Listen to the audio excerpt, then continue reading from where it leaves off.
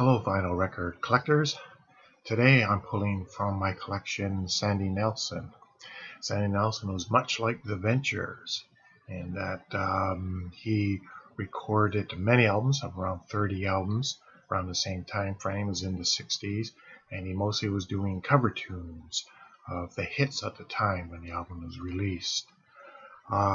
Before he became an individual artist, he did a bit of session work. He was a drummer on one of Phil Spector's productions, one called To Know Him. I think To Know Him is to Love Him. And he was also on the Alley Oop single, which was done by the Hollywood Argyles, I think. A little tidbit of information was that the Sandy Nelson went to school with Jan and Dean, so I expect they probably did a little bit of playing together in the very early days. Of course, Jan and Dean went on to have a very successful career in surf music. Couple singles that Sandy Nelson did that made the charts was Teen Beat went to number 4 in 1959, and Let There Be Drums went to number 7. Not sure of the year on that one. So I'll just show you some of the albums that I have by him here. There's quite a few. I'll grab a few at a time. This one here, he's a drummer boy, 1961. Pretty much all of his albums are on the Imperial label.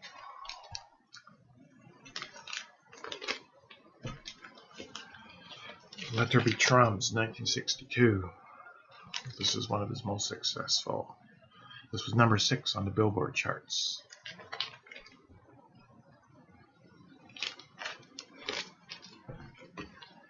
Sandy Nelson Plays in 1963.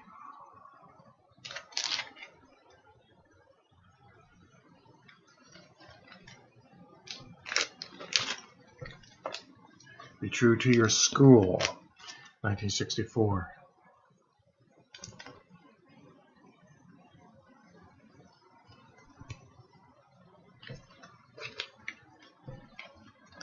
Live in Las Vegas, 1964. 122 on the Billboard charts. Though it says it is live in Las Vegas, it was recorded in the studio, and the sound of the crowd is dubbed over the music.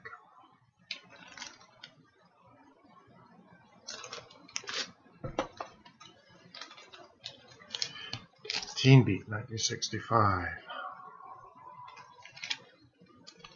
135 on the Billboard charts.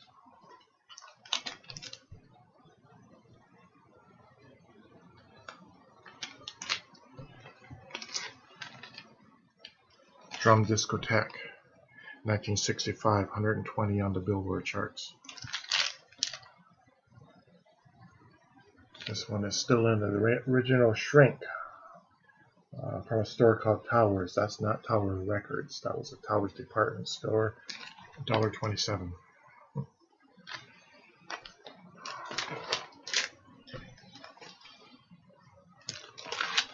Drums A Go-Go, 1965, 82 on the charts.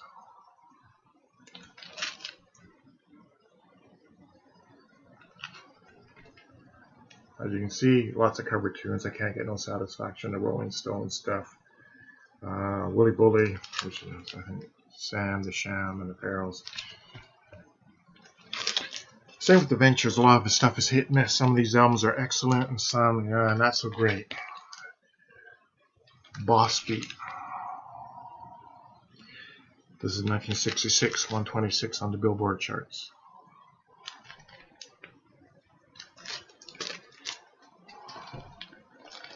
In Beat, 1966, 148 on the charts. The Batman theme, which was done by the Ventures, Secret Agent Man.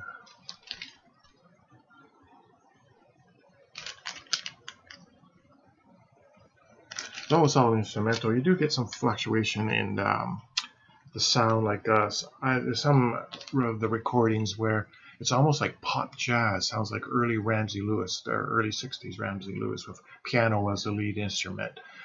Quite good stuff. Of course, you get some garagey sounding stuff, which is quite good.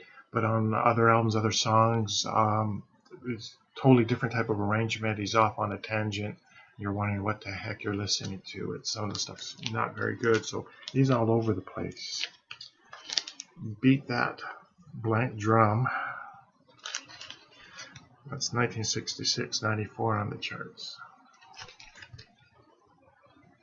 So yeah, Hanky Panky, Sunshine Superman, Donovan. Hanky Panky done by a number of people, including Neil Diamond.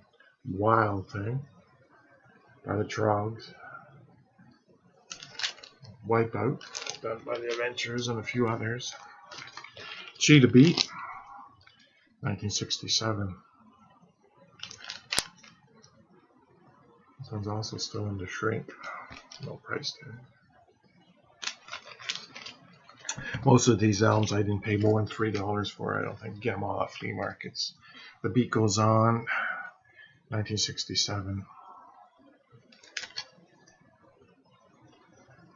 I was in a vinyl store about a month ago, and they had a Sandy Nelson album I didn't have. I think they're asking around $20 for it. And I said, forget that. I haven't paid more than $3-4 for a Sandy Nelson album. Soul Drums, 1967.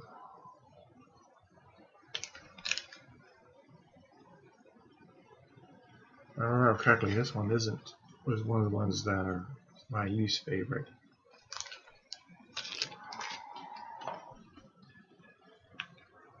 This one, Groovy, 1970.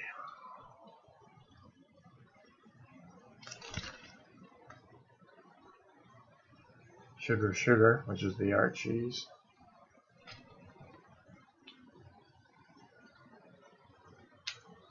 Looks like Give Me Shelter. Oh, give me some skin.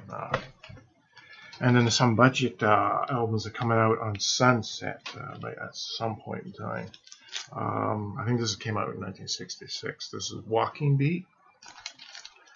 I'm guessing these are probably, I'm not sure, these are taken from other albums or it's unique to this album. Teen Beat, again, Teen Drums, 1967.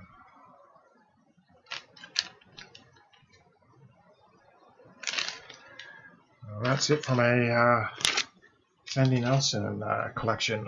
One piece of information which is quite interesting. As you can see, he put out albums all through the 60s. In 1963, he was involved in a motorcycle accident which resulted in the loss of his foot and part of his leg. And yet that didn't slow him down in turning out albums. So have a great day, and thank you for watching.